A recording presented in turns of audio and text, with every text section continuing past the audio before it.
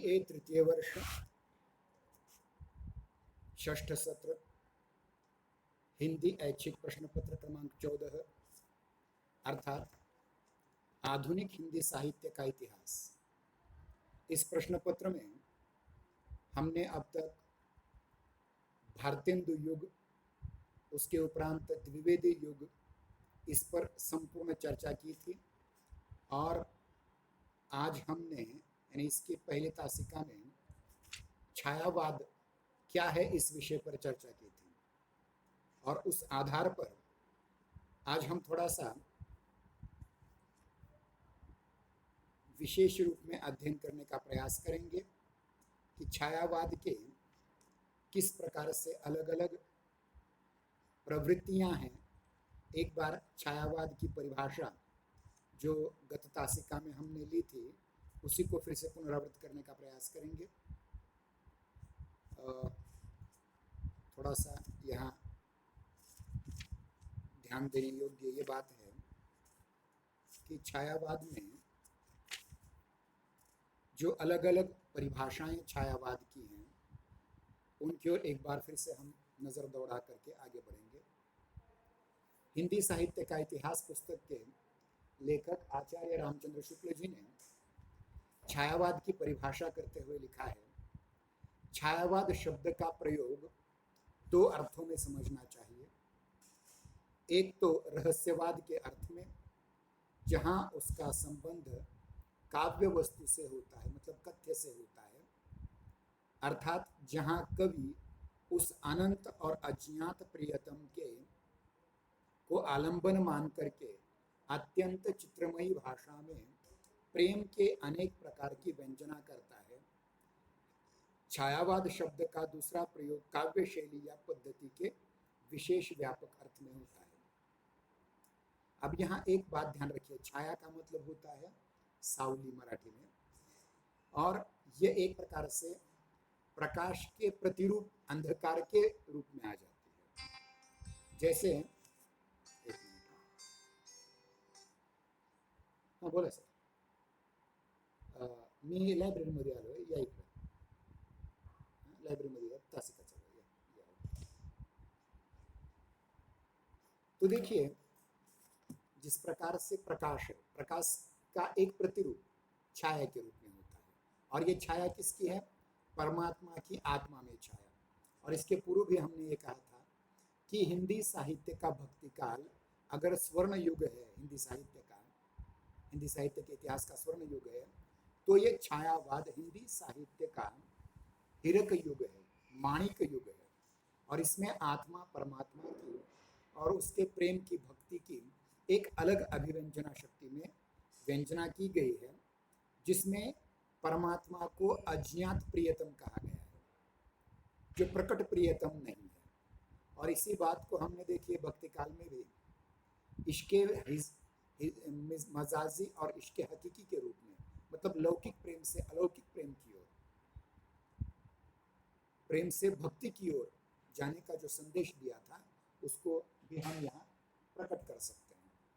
और महत्वपूर्ण बात यहाँ यह है कि इस काल में जिन कवियों ने आत्मा के प्रतिबिंब, छाया को, परमात्मा के प्रतिबिंब को अपने आत्मा में प्रतिबिंबित देखा, वही लोग छायावादी कहलाए। और यहाँ आचार्य शुक्ल के भी उपरांत इस युग के सबसे प्रधान कवि जयशंकर प्रसाद जी की छायावाद के बारे में वे क्या कहना चाहते हैं वो भी महत्वपूर्ण है, क्योंकि इसमें जो 4 महत्वपूर्ण कवि हैं, वैसे 6 महत्वपूर्ण कवि हैं जिसमें लघुत्रयी और बृहत्त्रयी आती हैं। तो बृहत्त्रयी में सबसे ज्यादा योगदान इस काल में जिन्होंने दिया है वे हैं कविवर जयशंकर प्रसाद। जयशंकर प्रसाद जी अपनी एक पुस्तक छायावाद और अन्य निबंध, इस पुस्तक में लिखते हैं, कविता के क्षेत्र में पौराणिक युग की किसी घटना अथवा देश विदेश की सुंदरता के बाह्य वर्णन से भिन्न जब वेदना के आधार पर स्वानुभूतिमयी अभिव्यक्ति होने लगे, तब हिंदी में उसे छायावाद के नाम से अभिहित किया गया है। ध्वन्यात्मकता, लाक्षणिकता, सौंदर्यमय प्रतीक विधान तथा उपचार के साथ स्वानुभूति की प्रवृत्ति छायावाद की विशेषताएं हैं, ऐसा जयशंकर प्रसाद लिखते हैं। अब जयशंकर प्रसाद जी ने छायावाद और अन्य निबंध में ये बात ये भी कही है कि छायावाद यह क्या है, एक प्रकार से आत्मानुभूति है, और ये आत्मानुभूति जब परमात्मा से जुड़ जाती है तो परमात्मा की आत्मा में छाया नजर आती है और वही छायावाद है। और एक महत्वपूर्ण बात यहाँ और कही कि भारतीय परंपरा में जो पौराणिक युग की घटनाओं का चित्रण है और देश विदेश की घटनाओं का चित्रण हमें पाश्चात्य साहित्य के द्वारा प्राप्त होता है, विशेष करके यहाँ संकेत किया गया है एक अंग्रेजी आंदोलन की ओर, कविता के आंदोलन की ओर, जिसको हम स्वच्छंदतावाद या रोमांटिसिज्म कहते हैं, और जिसके जो महत्वपूर्ण दो कवि हैं, एक है विलियम वर्ड्सवर्थ और दूसरे हैं एस.टी. कॉलरिज। और विलियम वर्ड्सवर्थ, एस.टी. कॉलरिज, इन दोनों में रविंद्रनाथ टैगोर, विवेकानंद और योगी अरविंद घोष, इनकी मान्यताएं एकत्र जब मिल जाती है, और गांधी जी विशेष करके, इन सब की मान्यताएं जहां मिल जाती है वहां छायावादी युग का आरंभ होता है। सुप्रसिद्ध आलोचक डॉक्टर रामकुमार वर्मा छायावाद के बारे में कहते हैं, परमात्मा की छाया आत्मा में, आत्मा की छाया परमात्मा में पड़ने लगती है, तभी छायावाद की सृष्टि होती है। कितनी बड़ी बात है, देखिए। भक्ति काल का ये एक्सटेंडेड रूप है, भक्ति काल का ये विस्तार है एक प्रकार से। एक महत्वपूर्ण बात और, रामकुमार वर्मा जी स्वयं मार्क्सवादी थे, फिर भी उन्होंने आत्मा और परमात्मा इन संकल्पनाओं को स्वीकार किया। एक और महत्वपूर्ण बात ये यहाँ है कि छायावादी लेखकों में, छायावादी कवियों का अधिक प्रचार करने वाले आलोचकों में आचार्य नंद दुलारे वाजपेयी जी ने भी इस छायावादी आंदोलन को बहुत महत्वपूर्ण माना हुआ है। और डॉक्टर नगेंद्र जी, जो हिंदी साहित्य के इतिहासकारों में सबसे मूर्धन्य लेखक हैं, वे लिखते हैं, छायावाद स्थूल के प्रति सूक्ष्म का विद्रोह है। यह एक विशेष प्रकार की भाव पद्धति है, जीवन के प्रति विशेष भावात्मक दृष्टिकोण है। ये बहुत ही महत्वपूर्ण व्याख्या है, बहुत ही महत्वपूर्ण परिभाषा है डॉक्टर नगेंद्र जी ने दी हुई। मैं एक और संकेत आपको करना चाहता हूँ। देखिए, ये छायावाद का आंदोलन भले ही हिंदी बेल्ट में हुआ हो, हिंदी प्रदेशों में हुआ हो, लेकिन इसके ही समान प्रवृत्तियां मराठी में भी थी उस समय में, और उसे रवि किरण मंडल के कवि, छायावाद मंडल के जैसे कवि, भारतेंदु युग मंडल के जैसे कवि हैं, वैसे ही ये कवि हैं छायावाद युग के कवि, जो लगभग मराठी के रवि किरण मंडल के कवियों के तरह ही लिखा करते थे। और लगभग इसी काल में आंध्र प्रदेश में तेलुगु के काव्य के इतिहास में एक आंदोलन आया था जो छायावाद का समकक्ष आंदोलन था, और जिसके प्रवर्तक रामलिंगम नाम के बहुत बड़े कवि थे।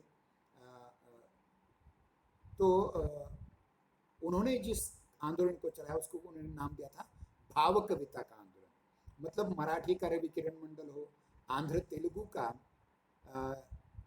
ये जो मंडल है भाव कविता का, उसी प्रकार से हिंदी में छायावाद आया था। और ये जीवन के प्रति एक भावात्मक और बहुत बढ़िया दृष्टिकोण है। एक अन्य कवयित्री जो बृहत लघुत्रयी में आती है हिंदी छायावाद की, महादेवी वर्मा के अनुसार छायावाद तत्वतः प्रकृति के बीच जीवन का उद्गित है। उद्गित मतलब आरंभ।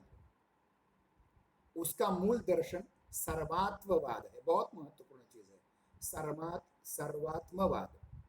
मतलब प्रत्येक व्यक्ति में आत्मा है, प्रत्येक प्राणी में आत्मा है, और हम सभी परमात्मा की संतानें हैं। ये जो सर्वात्मवाद है, और इसी को आगे चल करके बहुत बड़े दार्शनिक हिंदी बेल्ट के पंडित दीनदयाल उपाध्याय ने एकात्म मानवतावाद कहा था कि सारे लोगों में, सारे प्राणियों में एक ही परमात्मा का निवास है, एक ही आत्मा जैसी संवेदना सब में है।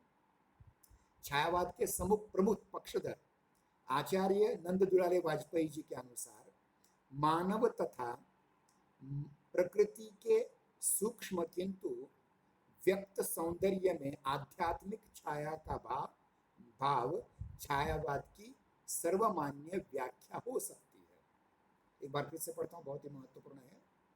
मानव तथा प्रकृति के सूक्ष्म किंतु व्यक्त सौंदर्य में आध्यात्मिक छाया का भाव छायावाद है और यही छायावाद की सर्वमान्य परिभाषा हो सकती है, ऐसा उन्होंने कहा है।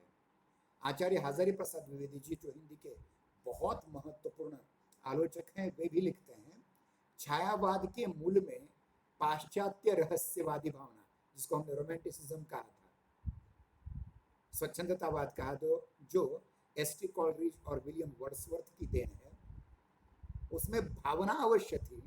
इस रहस्यवाद की मूल प्रेरणा अंग्रेजी की रोमांटिक भावधारा की विचार कविता से प्राप्त हुई थी। और ये कौन सी है? वही बात जो मैंने अभी आपके सम्मुख रखी। एक विलियम वर्ड्सवर्थ और दूसरे एस.टी. कॉलरिज, इन दो अंग्रेजी कवियों ने जिस आंदोलन को चलाया, उस स्वच्छंदतावादी या रोमांटिसिज्म के आंदोलन का प्रभाव छायावाद पर दिखाई देता है। अब ये जो परिभाषाएं हमने देखी, उस आधार पर क्या निष्कर्ष निकाले जा सकते हैं? पहला निष्कर्ष यह है, छायावाद में स्थूलता के स्थान पर सूक्ष्मता दिखाई देती है। ध्यान रखिए, इसके पूर्व के द्विवेदी युग में जो एक प्रकार का स्थूलत्व आया था, एक प्रकार की वैचारिकता आई थी, एक प्रकार का यूं कहेंगे कि इतिवृत्तात्मकता आई थी, इनके विरोध में एक विद्रोह है। ये ध्यान रहे कि हर काल में ये होता है कि किसी काल में कविता समाज को ज्यादा महत्व देती है और वो व्यक्ति विरोधी होती है। तो दूसरा एक युग आता है, उसके सटा हुआ दूसरा युग आता है जिसमें व्यक्तिनिष्ठता ज्यादा होती है, लेकिन वो समाज सापेक्ष होती है। यानी यूं कहें कि द्विवेदी युग में जो राम का मर्यादा पुरुषोत्तम रूपी आदर्श स्थापित किया साकेत के माध्यम से, भारत भारती के माध्यम से, या श्री कृष्ण का लोक सेवक रूप आदर्श माना गया प्रिय प्रवास के माध्यम से अयोध्या सिंह उपाध्याय के, तो ये अपने जगह वो ठीक है, परंतु इसमें कहीं व्यक्ति को महत्व नहीं दिया गया है, आम आदमी की वेदना को महत्व नहीं दिया गया है। और छायावाद ने इसी स्थूलता के प्रति, इसी अत्यधिक सामाजिकता के प्रति एक प्रकार का विद्रोह किया था। व्यक्तिनिष्ठता आई थी जो समाज सापेक्ष है। आगे चल करके प्रयोगवादी युग में समाज निरपेक्ष व्यक्तिगतता जहां आ गई, वहां मनोवैज्ञानिकता ज्यादा आ गई और समाज एक ओर से धकेला गया। ऐसा छायावादी युग में नहीं है। छायावादी युग में मनुष्य है, व्यक्ति है, परंतु वो समाज सापेक्ष है, समाज से विद्रोह करने वाला नहीं। दूसरी बात, छायावादी काव्य में रहस्यवादी प्रवृत्ति विद्यमान है और दुनिया का सबसे बड़ा रहस्य ईश्वर है।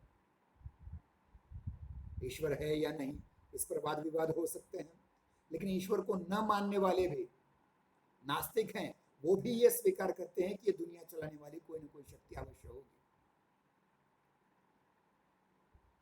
और ये जो रहस्यवाद है, जिसको हमने कबीर में भावात्मक रहस्यवाद और मलिक मोहम्मद जायसी में साधनात्मक रहस्यवाद कहा था, उसी रहस्यवाद का यह एक नया रूप है छायावाद। छायावाद में भक्ति की जगह प्रेम को महत्व दिया है। ईश्वर के साथ प्रेम करना चाहिए, प्रकृति के साथ प्रेम करना चाहिए, अखिल मानवता के साथ प्रेम करना चाहिए।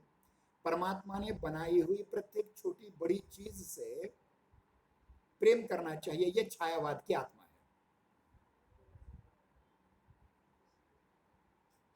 और ये छायावाद की जो आत्मा है वो सौंदर्यात्मक है। ध्यान रखिए, शब्दों का सौंदर्य यहां महत्वपूर्ण है, अलंकारों का महत्व है। सौंदर्यम अलंकार है। हमने आचार्य वामन के विषय में हमने देखा था साहित्य शास्त्र पढ़ाते समय कि सौंदर्यम ग्राह्यम अलंकारात्, शाब्दिक सौंदर्य आना चाहिए, आर्थिक सौंदर्य आना चाहिए, और सबसे महत्वपूर्ण भावात्मक सौंदर्य होना चाहिए। देखिए, कवि की दृष्टि भी वही होती है जो आम आदमी की दृष्टि होती है, परंतु कवि अपनी दृष्टि से सौंदर्य को खोजता है और आम आदमी अपनी दृष्टि से असौंदर्य को या विद्रूपता को खोजता है। इसलिए कवि सकारात्मक होते हैं और आम आदमी नकारात्मक होता है, और आम आदमी को नकारात्मकता से सकारात्मकता की ओर ले जाने का बहुत बड़ा उत्तरदायित्व कवियों का होता है, और वो कवि निभाते हैं। छायावाद की अभिव्यंजना पद्धति में नवीनता है। अब तक जो अभिव्यंजना हुई थी, अब तक जो अभिव्यक्ति हुई थी, वो एक रटी रटाई परिपाटी से, परंपरा से, रूढ़ी से चली आ रही थी, लेकिन छायावादी कवियों ने क्रांतिकारी परिवर्तन करके इसमें एक नया रूप दिया। और सबसे महत्वपूर्ण चीज, छायावादी कविता में स्वानुभूति की प्रधानता है। छायावाद की कविता अन्यों की अनुभूति से नहीं, अपितु तो खुद की अनुभूति को प्रधान मान करके चलती है। छायावादी कविता अंग्रेजी रोमांटिसिज्म काव्यधारा से प्रभावित है। ये बार बार हमने कहा है। विलियम वर्ड्सवर्थ और एस.टी. कॉलरिज इन दो कवियों से प्रभावित है, जिन्होंने रिलिकर बैलेट्स नाम का एक ग्रंथ लिखा था, जिसमें इन्होंने रोमांटिसिज्म की व्याख्या करने का प्रयास किया था। अब केवल ये पाश्चात्य रोमांटिसिज्म से प्रभावित है क्या? नहीं। आध्यात्म में यह स्वामी विवेकानंद से प्रभावित है, योगी अरविंद घोष से प्रभावित है, और रविंद्रनाथ टैगोर से प्रभावित है, अध्यात्म के क्षेत्र में भी और कविता के क्षेत्र में भी। आप जानते हैं 1913 को कवि कुलगुरु रविंद्रनाथ टैगोर जी को साहित्य का पहला एशियाई नोबेल पुरस्कार प्राप्त हुआ था। उनके प्रभाव स्वरूप, और राजनीति में यह काल महात्मा गांधी जी से प्रभावित था। मतलब देखिए, विलियम वर्ड्सवर्थ हो, एस.टी. कॉलरिज हो, स्वामी विवेकानंद हो, योगी अरविंद घोष हो, रविंद्रनाथ टैगोर हो, या फिर महात्मा गांधी जी हो, इनसे प्रभावित यह युग था। छायावाद में सांस्कृतिक चेतना, मानवतावादी दृष्टिकोण अत्यंत महत्वपूर्ण है, और ये जो अभी तक लक्षण हमने गिनाए, इन लक्षणों का समावेश करते हुए छायावाद की एक सर्वमान्य, सर्वसम्मत परिभाषा दी जा सकती है, और वह इस प्रकार से परिभाषा है: प्रेम, प्रकृति और सौंदर्य की स्वानुभूतिमयी, रहस्यपरक, सूक्ष्म अभिव्यंजना जिस काव्य में होती है, उसको छायावादी काव्य कहा जाता है। फिर से पढ़ता हूं: प्रेम, प्रकृति और सौंदर्य, वो भी मानव सौंदर्य, मानव मन का सौंदर्य, विचारों का सौंदर्य की स्वानुभूतिमयी, रहस्यपरक, सूक्ष्म अभिव्यंजना जिस काव्य में होती है, उसको छायावादी काव्य कहा जाता है। तो ये सारी बातें हमने छायावाद की परिभाषाएं, छायावाद के लक्षण और छायावाद की सर्वसम्मत परिभाषा, इस पर देखें। इसके उपरांत छायावाद की जो वैचारिक पृष्ठभूमि है, उस पर ज्यादा विचार न करते हुए हमें देखेंगे कि स्वाधीनता की चेतना क्या है। एक बार छायावाद की वैचारिक पृष्ठभूमि को हम आपके सम्मुख दिखाने का प्रयास करेंगे। छायावाद की वैचारिक पृष्ठभूमि हमारी स्वाधीनता के आंदोलन से प्रेरित थी।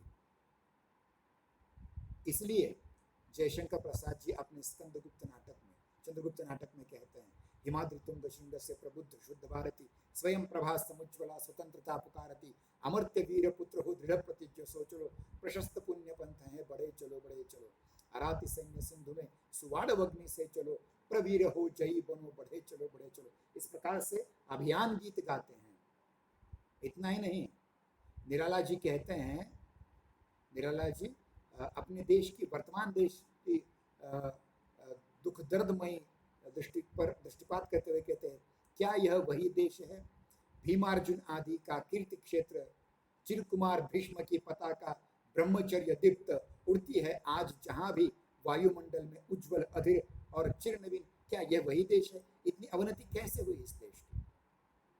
इतना ही नहीं, शैव दर्शन, जिसको हम समरसता दर्शन भी कहते हैं, आचार्य अभिनव गुप्त पादाचार्य, जिनका उल्लेख हमने रस सूत्र के व्याख्याकारों के अभिव्यक्तिवादी रचनाकार के रूप में करते हैं, उनका जो प्रतिपाद्य विषय है, जिसको हमने अभी यानी शैव पाशुपत दर्शन कहते हैं, इस दर्शन की जो चिति है, महाचिति संकल्पनाएं हैं, इन संकल्पनाओं को लेकर के वे लिखते हैं, देखिए, ज्ञान दूर कुछ क्रिया भिन्न है, इच्छा पूरी न हो सकी मन की, एक दूसरे से मिल न सके ये विडंबना है जीवन की। ध्यान रखिए, हम सामाजिक समरसता की बात केवल करते नहीं हैं, पहले वो व्यक्तिगत समरसता नहीं चाहिए। इसका मतलब क्या है?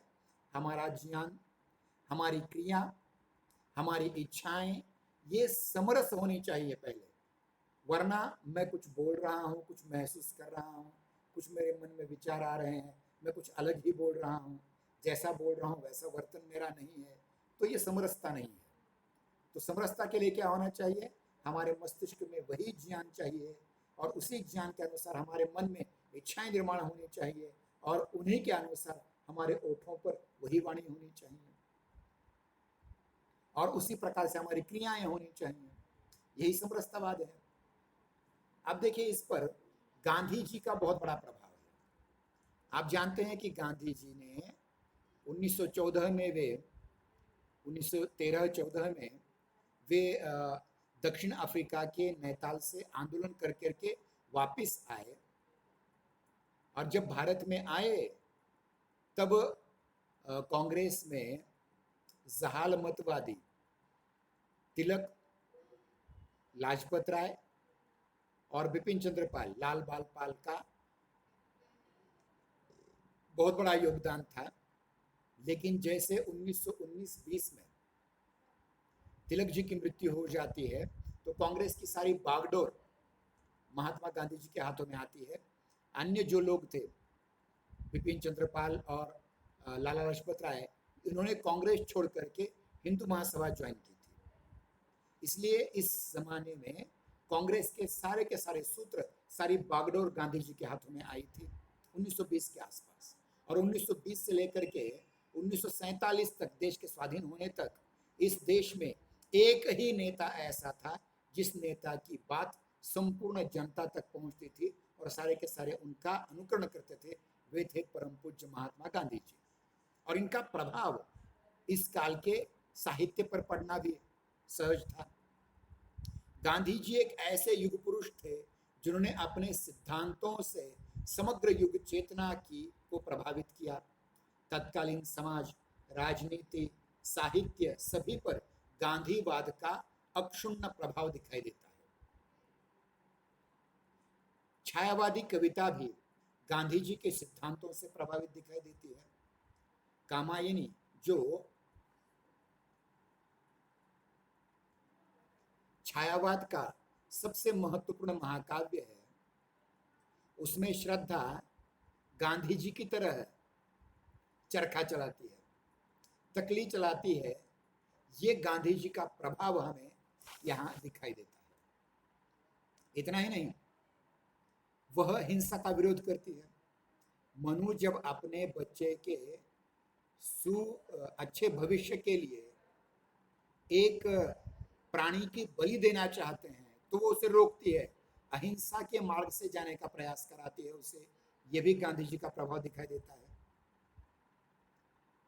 साथ ही साथ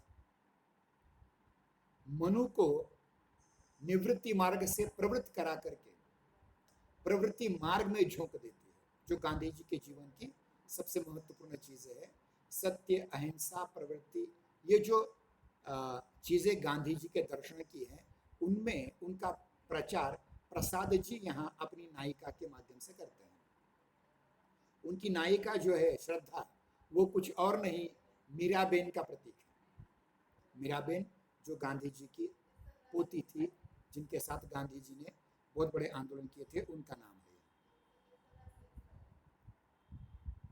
यदि हमारे जीवन में व्याप्त विषमता को हम दूर करना चाहते हैं तो ही समरसता आएगी। इस प्रकार से उन्होंने ये दर्शन की बात की और एक ऐसे लोक की कल्पना की प्रसाद जी ने जिसमें न कोई शापित व्यक्ति हो, न कोई तापित व्यक्ति हो, न कोई एक दूसरे का द्वेष करने वाले हो, सारी वसुधा समतल बन जाए और समरसता हो। वे कहते देखिए, शापित न यहाँ कोई, तापित पापी न यहाँ है, जीवन वसुधा समतल है, समरस है जो कि जहाँ है। बहुत ही महत्वपूर्ण बात है। और इसी बात को महात्मा गांधी जी ने राम राज्य के रूप में स्वीकार किया था। जब हम तुलसीदास जी पढ़ा रहे थे 5वें सत्र में, तब आपने ये सुना होगा, राम राज्य की कल्पना तुलसीदास जी से ली है महात्मा गांधी जी ने, और उसी का यहाँ कामायनी में उल्लेख हो रहा है। क्या है राम राज्य की क्या कल्पना थी? नहीं कोई दरिद्र लक्षण ही ना, सब नर कर ही परस्पर प्रीति, सारे लोग आपस में प्रीतिपूर्वक व्यवहार करे, यही तो मानव जीवन की या राम राज्य की संकल्पना है। अब और ये राम राज्य की संकल्पना देखिए, मराठी में भी बहुत बड़े संत कवियों ने राम राज्य की प्रशंसा करते हुए कहा है, वो ये देखिए कि संतांची गावी प्रेमाचा सुकाळ नाही दुःख लेश, कहीं दुख नहीं, कोई दरिद्र नहीं है, कोई द्वेष नहीं है, किसी के साथ ईर्ष्या नहीं, ऐसा एक संतों का गांव जहां हम सब विश्राम कर सकते हैं, जहां हम सब अपनी बात कह सकते हैं। गांधी जी भारत के राजनीतिक क्षितिज पर सूर्य के भांति दैदीप्यमान होकर के चमक रहे थे, तभी हिंदी काव्य में छायावादी कविताओं का प्रणयन हो रहा था। अतः युगिन प्रभाव को ग्रहण करने का अवश्यम भावी प्रयत्न इन लोगों ने किया। गांधी जी के चरखे की अनुगूंज हमें प्रसाद जी के श्रद्धा के माध्यम से मिलती है। वे कहते हैं, चरखे को तकली भी कहते हैं, चरखा जो खड़ा होता है और तकली जो नीचे रखी होती है गोल गोल घुमाने की, जिससे सूत के डोरे बनते हैं, या यानी यूँ कहेंगे कि सूत की माला बनाई जाती है और उससे डोरे बनाए जा सकते हैं, जिससे वस्त्र बनाए जा सकते हैं। चल रे तकली धीरे धीरे, प्रिय गए हैं खेलने को आहेर, इस प्रकार से वो तकली से बातें करते हैं, चरखे से बातें करते हैं। श्रद्धा मनु की हिंसा वृत्ति का भी विरोध करती है। कामायनी पर गांधी का प्रभाव स्वीकार किया जा सकता है। इस प्रकार सर्वात्मवाद की पुष्टि की जा सकती है, मानव मात्र को सुखी बनाने की भी बात कही जा सकती है, और इन सभी सिद्धांतों का समर्थन प्रसाद जी ने अपने कामायनी नाम के महाकाव्य में किया है। वे लिखते हैं, औरों को हंसते देखे देखो मनु, हंसो और खुद सुख पाओ। दूसरों को प्रसन्न देखो, दूसरों की प्रसन्नता देखकर खुद प्रसन्न हो जाओ, दूसरों को हंसते हुए देखो, खुद हंसने लगो। इससे बड़ा कोई गांधीवाद का सिद्धांत नहीं है। और वे कहते हैं, अपने सुख को विस्तृत कर लो, सबको सुखी बनाओ, खुद सुखी मत बनो। दूसरों को दुख देकर के खुद सुखी मत बनो, खुद सुखी बन जाओ और अपने सुख में अन्यों को भी सम्मिलित करने का प्रयास करो। ये जयशंकर प्रसाद जी की खासियत है। इतना ही नहीं, इस युग में मातृभूमि के लिए बहुत सारी कविताएं रची गई हमारे देश के लिए। जयशंकर प्रसाद जी के नाटक चंद्रगुप्त की कार्नेलिया, जो सेल्यूकस निकेटर की बेटी है, वो यहाँ आकर के वेद विज्ञान पढ़ती है और इस देश की प्रशंसा करते हुए कहती है, अरुण यह मधुमय देश हमारा, जहाँ पहुँच अनजान क्षितिज को मिलता एक सहारा, अरुण यह मधुमय देश हमारा। इतना ही नहीं, पंत जी, सुमित्रानंदन पंत जी, मतलब देखिए, जो 6 कवि हैं छायावाद के, जिनमें सबसे बड़े कवि जयशंकर प्रसाद हैं, उनके उपरांत सूर्यकांत त्रिपाठी निराला हैं, उनके उपरांत सुमित्रानंदन पंत हैं। तो पंत जी गांधी जी के प्रति लिखते हैं 1936 में, छायावाद के पतन से पहले, सुख भोग खोजने आते सब, आप आए तुम करने सत्य खोज, जग की मिट्टी के पुतले जन, तुम आत्मा के मन के मनोज। गांधी जी की प्रशंसा करते हुए कहा है उन्होंने कि बाकी सारे लोग इस दुनिया में सुख को खोजते हैं, लेकिन गांधी तो सुख को नहीं, तो सत्य को खोजने आया था। इतना नहीं, वे आगे कहते हैं कि जग के सारे लोग मिट्टी के पुतले हैं, लेकिन तू जो है वह आत्मा के मन का हाँ, मनोज है। मनोज का अर्थ होता है कामदेव, जिसका कोई शरीर नहीं है, ऐसे है। कवि की यह धारणा है कि गांधी ने पशु बल से लड़ने के लिए आत्म बल पर अधिक जोर दिया था। देखिए, अंग्रेज हाथ में लाठियां उठाते थे, बंदूकें चलाते थे, तलवारें चलाते थे, लेकिन उन सबका विरोध गांधी जी ने हाथ उठाकर नहीं दिया। शस्त्र के विरोध में शस्त्र नहीं उठाए, अपितु उनकी लाठियां सहना, उनके अत्याचार सहना, कभी न कभी तो वो अत्याचार करते करते थक जाएगा, इस अपेक्षा के साथ वे कहते, देखिए, पशु बल की कारा से जग को दिखलाई दुनिया की विमुक्त आत्मा की विमुक्ति, विद्वेष घृणा से लड़ने को सिखलाई दुर्जय प्रेम मुक्ति। ये दुर्जय है, प्रेम। देखिए, बड़े से बड़ा कितना भी खतरनाक आदमी क्यों ना हो, वो अपना दुश्मन क्यों ना हो, उसके साथ अगर आपको अपने अच्छे संबंध प्रस्थापित करने हैं तो उसको क्षमा करने का तत्व डालना चाहिए। और गांधी जी ने यही तत्व जीवन में अपनाया था, इसलिए गांधी जी का अत्यंत महत्व है। छायावाद और स्वाधीनता की चेतना, यह भी एक प्रमुख तत्व हमें इसमें मिलता है,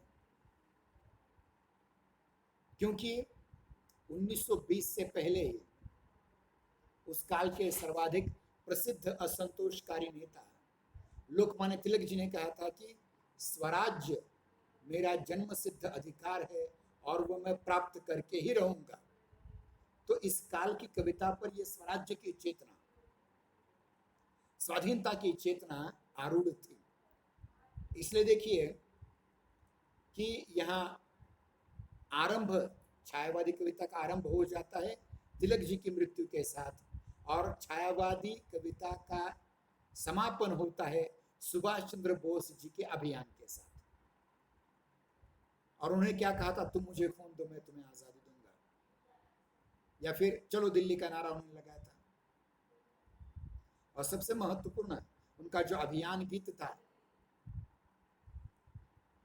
वो बहुत महत्वपूर्ण है,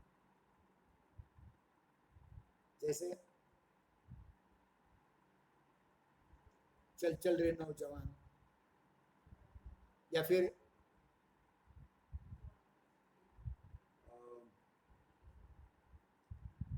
तुझे कौम है पुकारती। तो इस प्रकार से तिलक और सुभाष चंद्र बोस जी का भी बहुत अधिक प्रभाव इस काल पर दिखाई पड़ता है, और इन दोनों के बीच में गांधी जी का युग आता है। गांधी जी का असहयोग आंदोलन, सत्याग्रह, सविनय अवज्ञा आंदोलन जैसे जो आंदोलन चल रहे थे, भारतीय जनता को एक आंदोलन उद्वेलित कर रहे थे, तो दूसरी ओर क्रांतिकारियों के बलिदानों से भी जनता बहुत प्रभावित हो रही थी। काकोरी कांड, काकोटी षड्यंत्र जो हुआ था 9 अगस्त 1925 को, जिसमें राम प्रसाद बिस्मिल, अशफाक उल्लाह खान, चंद्रशेखर आजाद, भगत सिंह,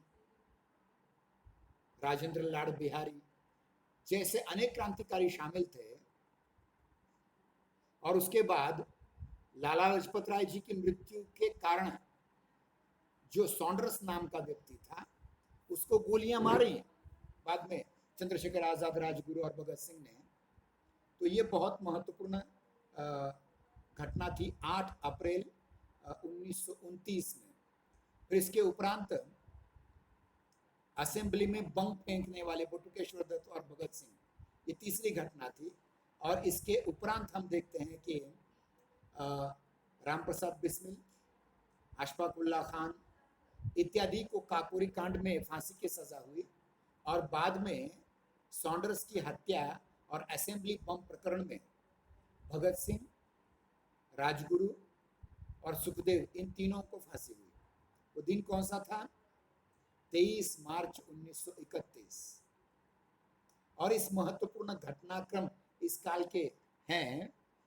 इस समय के कांग्रेस के बहुत बड़े नेता जिन्होंने कांग्रेस का इतिहास नाम की पुस्तक लिखी, वे डॉक्टर पट्टाभी सीतारामैया लिखते हैं 1931 में कराची कांग्रेस के अधिवेशन के समय सरदार भगत सिंह का नाम भारत में उतना ही सर्वप्रिय हो चुका था, उतना ही लोकप्रिय हो चुका था जितना कि महात्मा गांधी जी का था।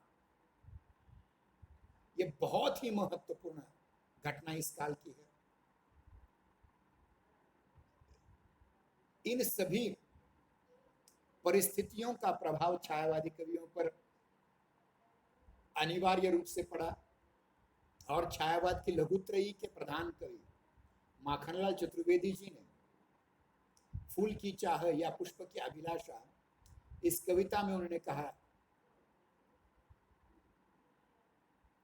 चाह नहीं सुरबाला के गहनों में गूंथा जाऊं, चाह नहीं प्रेमी माला में बिंद प्यारी को ललचाऊं, चाह नहीं सम्राटों के शव पर ही डाला डाल जाऊं, चाह नहीं देवताओं के सिर पर चढ़ू भाग्य पर इठलाऊं, मुझे तोड़ लेना वनमाली उस पथ पर तुम देना फेंक, मातृभूमि पर शीश चढ़ाने जिस पथ जावे वीर अनेक, मातृभूमि पर शीश चढ़ाने जिस पर जावे वीर अनेक।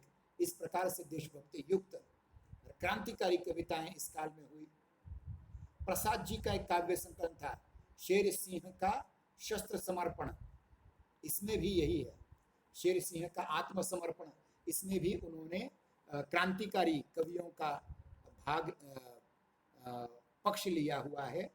इतना ही नहीं, पेशोला की प्रतिध्वनि नामक काव्य संग्रह में भी इस प्रकार की कविताएं रची हैं जो क्रमशः 1849 के ऐतिहासिक घटनाक्रम की, मतलब 1857 से पहले जो युद्ध हुआ था आदिवासियों का, पंजाबियों का अंग्रेजों के साथ, उसकी बात यहाँ की है।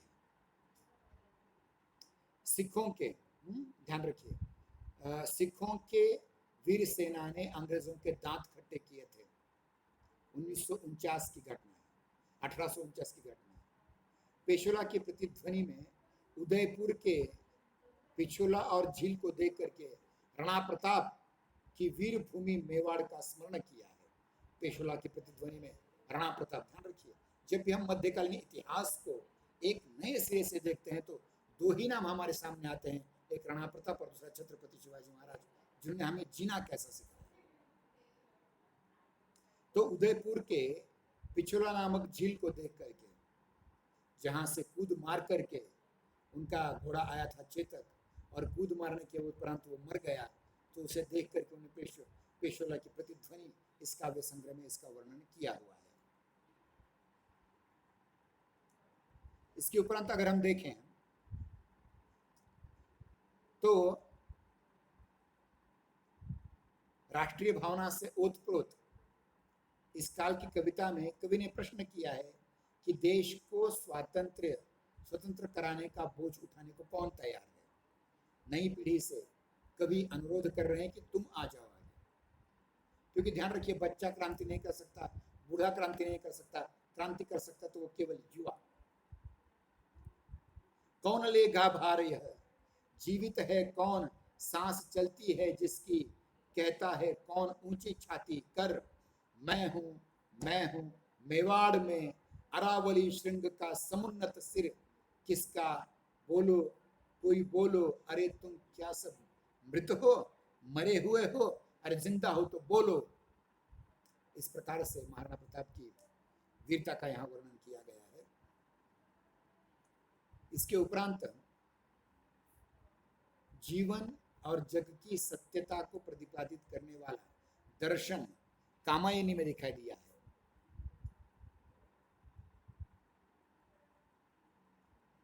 और यह दर्शन नवयुवकों को संसार में प्रवृत्त होने के लिए और देश पर खुद को निछावर करने के लिए प्रेरणा देता है। राष्ट्रीय चेतना और राष्ट्र जागरण की भावना को जगाए रखने के लिए प्रसाद जी के इन विचारों की प्रमुख भूमिका उसमें आती है। उनके नाटकों के पात्र त्याग, सेवा, बलिदान की भावनाओं से ओतप्रोत हैं तथा उनमें आत्मगौरव, स्वाभिमान और राष्ट्रीय चेतना विद्यमान है। निश्चय ही छायावादी कवियों ने विदेशी साम्राज्यवाद के खिलाफ विरोध में भारतीय जनता को जागृत करने का महत्वपूर्ण कार्य का निर्वहन किया है। निराला जी अपनी कविता जागो फिर एक बार में लिखते हैं,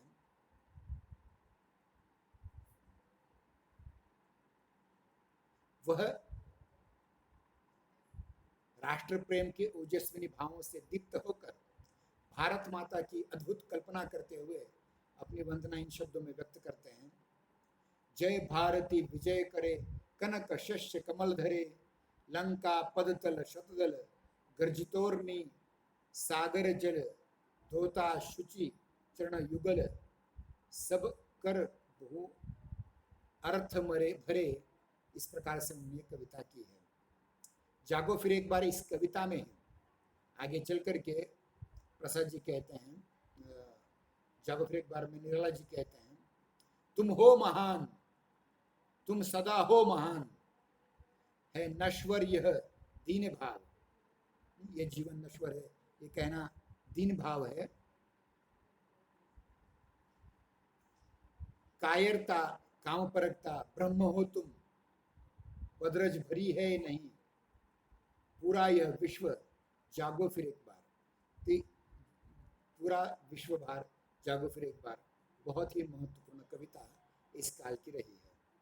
तो राष्ट्रीय काव्य धारा भी इसमें आ जाती है।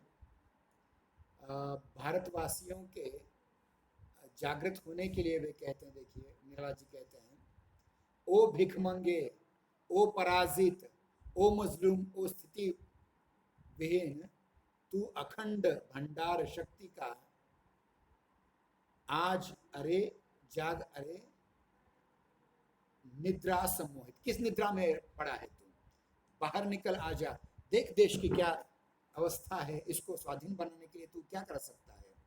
इस पर चर्चा की।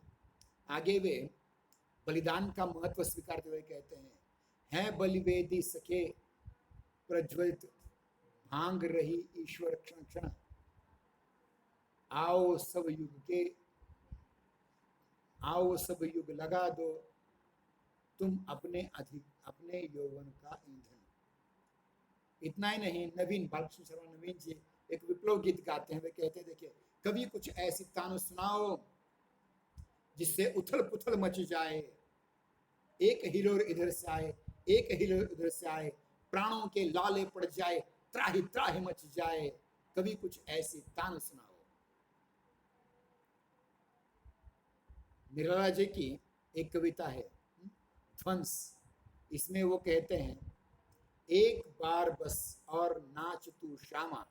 श्यामा मतलब काली माता, काली माता को नाचने के लिए मजबूर कर रहे हैं। वो लिखते हैं, देखिए, एक बार बस और एक बार नाव तू श्यामा, सामान सभी तैयार, कितने ही असुर, कितने चाहिए तुमको हार। जिस प्रकार से असुरों को मार करके उसके सिर की खोपड़ियां काली माता अपने गले में सजाती थी आभूषण के तौर पर, ऐसे कितने चाहिए बोलो, सारे आ जाएंगे तुम्हारे पीछे, सबको तुम मार डालोगे। इस प्रकार का एक आत्मविश्वास दिया था।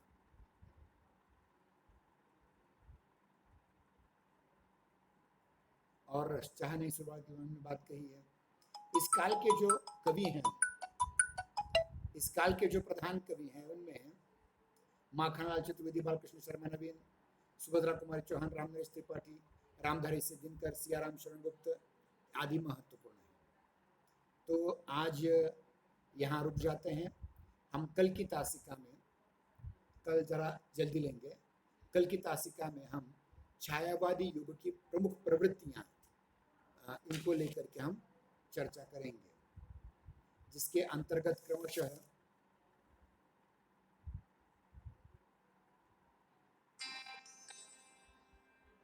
क्रमशः कुछ बातों का उल्लेख हम करेंगे। आज यहाँ रुक जाते हैं, बार बार मीटिंग के फोन आ रहे हैं, क्षमा कीजिएगा, रुक जाते हैं।